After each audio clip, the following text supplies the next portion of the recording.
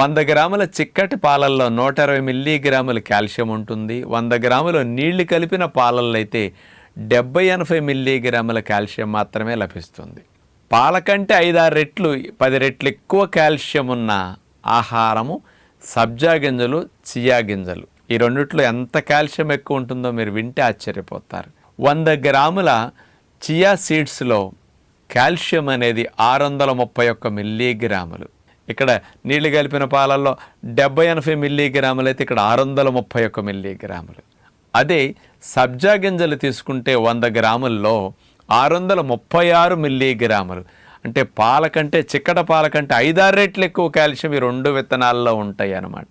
కాల్షియంతో పాటు ఫాస్ఫరస్ కూడా మన ఎముక నిర్మాణానికి అతి ముఖ్యమైన అవసరం. అలాంటి ఫాస్ఫరస్ అనేది కూడా పాలల్లో అయితే 100 mg లోపే ఉంటుంది. అదే చియా సీడ్స్లో అయితే